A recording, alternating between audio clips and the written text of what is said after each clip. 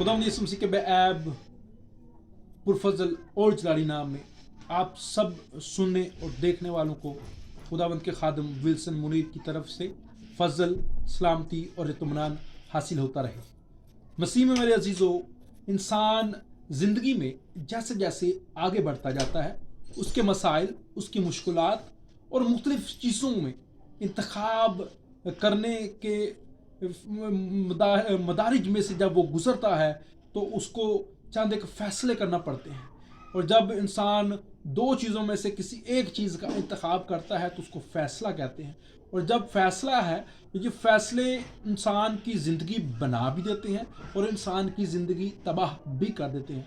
बाज़ फ़ैसले ऐसे होते हैं जिनसे आपको बहुत ज़्यादा फ़ायदा हो सकता है, आपकी ज़िंदगी बन जाती है, और बाज़ एक फ़ैसले ऐसे होते हैं जो कि आपकी ज़िंदगियां तबाह कर देते हैं, जिसकी वजह से ख़ानदान तबाह हो जाते हैं, जिसकी वजह से नस्लें तबाह हो जाती हैं, जिसकी वजह से कौमें और उम्मतें जो हैं वो तबाह हो जाती हैं। मसीह में मेरे अजीज़ भाइयों, बहनों, बुज़ुर्गों और प्यारे बच्चों, आज हम सीखेंगे कि जब एक नौजवान बपतिस्मा पाता है, खुदा को कबूल कर लेता है, मसीही नौजवान जब इन दोनों मराहिल में से गुजरता है तो उसकी ज़िंदगी में जो सबसे अहम बात होती है वो ये होती है कि वो अपने लिए एक अच्छे जीवन साथी का इंतखाब करे।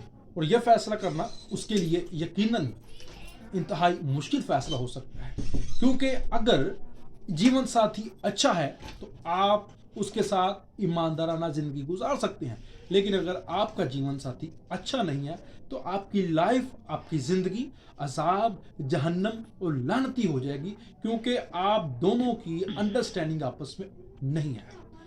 जी मेरे अज़ीज़ों, मैं जिस मौजू पे बात करने जा रहा हूँ वो है मखलूतुल ईमान शादियाँ। हाँ, मखलूतुल ईमान शादियाँ।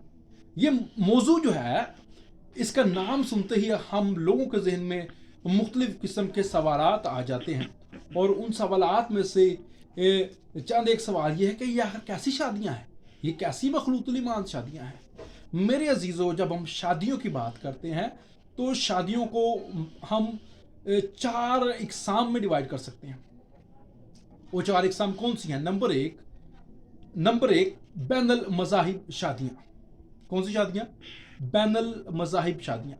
बैनुल मज़ाहिब शादियाँ ऐसी शादियाँ होती हैं जो कि एक मज़हब का बंदा किसी दूसरे मज़हब की खातून से करता है, या एक मज़हब की खातून जो है वो किसी दूसरे मज़हब के आदमी से शादी करती है। इसे कहते हैं बैनुल मज़ाहिब शादी। यानी कि किसी हिंदू की किसी क्रिश्चियन के साथ शादी कर लेना, किसी हिंदू का किसी मुसलमान के साथ शादी करना, या मसीही का किसी दूसरी कौम या तबके के साथ शादी करना, इसे कहते हैं बैनुल मज़ाहिब शादी। दूसरी जो शादी की किस्म है वो है बैनुल नस्ली शादी। बैनुल नस्ली शादी कौन सी है? बैनुल नस्ली शादी एक ऐसी शादी है जिसमें एक नस्ल के लोग दूसरी नस्ल के लोगों के साथ शादियां करते हैं। जैसे किसी अंग्रेज ने किसी गोरे ने किसी काले के साथ, किसी हबशी के साथ शादी कर ली, तो इसका मतलब है कि एक नस्ल की दूसरे नस्ल के साथ शादी होना। ठीक है, स्याह फाम और सफ़ेद फाम की आपस में शादी, किसी अरबी की किसी अजमी के साथ शादी करना, एक नस्ल से दूसरी नस्ल में शादी करना, ये दूसरी किस्म है। तीसरी किस्म है बैनुल सकाफती शादियाँ। ये वो शादियाँ होती हैं जो कि एक सकाफत से ताल्लुक़ रखने वाला नर या नारी किसी दूसरी सकाफत से ताल्लुक़ रखने वाले किसी नर या नारी, किसी मर्द या औरत के साथ शादियाँ करते हैं। मिसाल के तौर पे, मैं पंजाबी हूँ, मेरा ताल्लुक़ पंजाब से है, और मेरी सकाफत, पंजाब की सकाफत और बलोचिस्तान की सकाफत अलग है। तो जब कोई पंजाबी नस्ल का शख्स किसी बलोची, किसी हिंदी, किसी और सकाफत के लोगों के साथ शादी करता है, तो ऐसी शादियां जो कि मुख्तलिफ दो सकाफतों के ताल्लुक़ रखने वाले मर्द और जन के दरमियान में पाया तकमील तक पहुँचती हैं, उन्हें कहते हैं बैनुल सकाफती शादियाँ। चौथी किस्म शादी की जो है बैनुल कलीसियाई शादियाँ। अब बैनुल कलीसियाई शादियाँ क्या हैं?